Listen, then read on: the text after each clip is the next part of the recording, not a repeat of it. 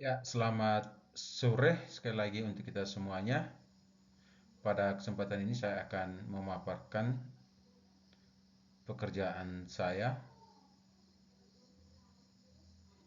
dengan topik kebebasan berpikir menurut Paulo Freire. Paulo Freire menekankan tentang pendidikan itu adalah satu pembelajaran yang membebaskan dan memanusiakan.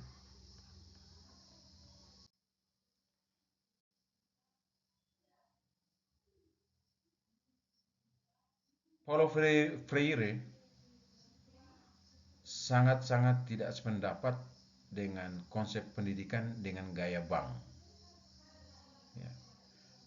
Masalah utamanya karena proses pembelajaran tidak memberikan kebebasan kepada peserta didik untuk mengalami apa yang mereka mempelajari.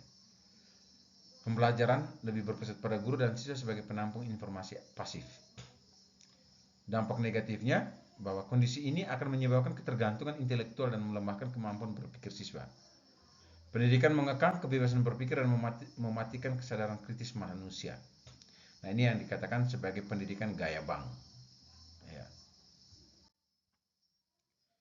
Menurut Paulo Freire, ada 5 ciri pendidikan yang membebaskan. Yang pertama, dialogis, interaksi aktif antara pendidik dan peserta didik dalam proses pembelajaran.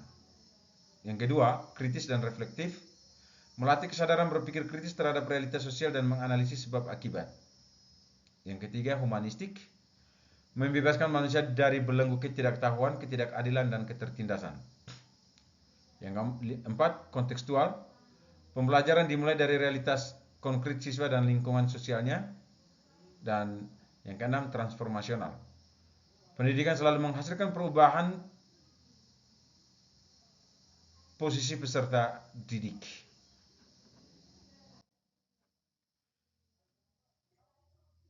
Yang berikut adalah mengubah relasi pendidik dan peserta didik.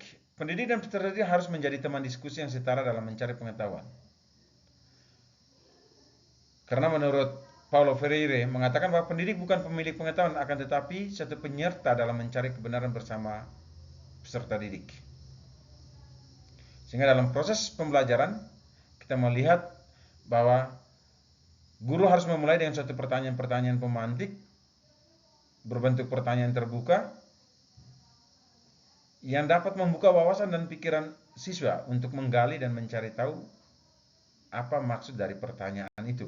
Yang kedua, guru berperan sebagai pendengar dan dijadikan sebagai titik awal pembahasan materi. Dalam konteks ini belajar menjadi proses memanusiakan, bukan indoktrinasi.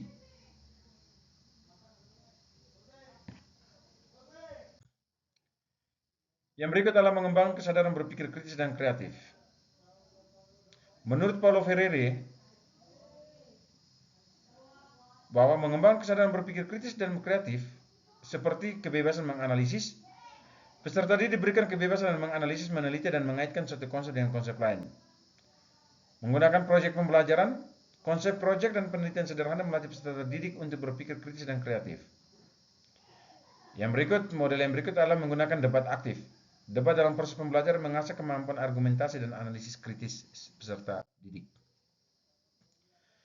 Kemudian masih menurut Paulo Freire, bahwa konsep pembelajaran itu mulai dari yang konkret ke konsep. Ya, nah tahapannya itu yaitu mulai dengan proses mengamati, observasi fenomena di lapangan. Kemudian yang kedua, melakukan analisis mendalam terhadap realitas. Dan yang ketiga, melakukan kajian dengan konsep pembelajaran. Dan yang keempat, memahami bahwa apa yang di pembelajaran itu relevan dan bermakna sesuai dengan konteks kehidupan nyata peserta didik.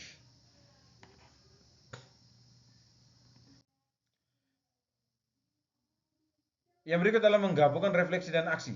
Proses pendidikan yang bermakna harus menghasilkan kesadaran dan diimplementasikan dalam aksi nyata.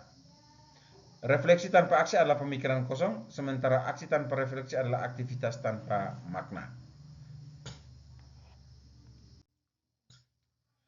Yang berikut adalah membangun budaya sekolah yang demokratis. Menurut Paulo Freire, bahwa membangun budaya sekolah yang demokratis itu dilakukan dengan cara melakukan partisipasi aktif, bahwa sekolah memberikan ruang partisipasi peserta didik untuk mengambil keputusan. Yang kedua, menghargai keberagaman, menghormati dan merayakan perbedaan pendapat dan latar belakang siswa. Dan yang ketiga, menghapus hierarki, menghilangkan praktik hierarkis yang membungkam suara peserta didik. Ya. Nah, yang dimaksudkan menghapus hierarki di sini adalah ada jenjang senior dan junior, bahwa suara senior harus lebih dihormati daripada yang junior. Ya, justru dalam konsep pendidikan ini menurut Paulo Freire itu sangat bertolak belakang. Ketika hanya mendengar suara senior sedangkan suara junior tidak didengarkan. Nah, hal ini menyebabkan ya krisis belajar ya soal mindset bukan model. Nah, pendidikan sejati adalah pendidikan yang membebaskan. Nah, krisis belajar dalam sistem pendidikan Indonesia bukan pada model pembelajaran, namun lebih dari itu adalah soal mindset. Jika sistem pendidikan masih dijadikan sebagai penyetor pengetahuan, siswa akan terkungkung oleh sistem.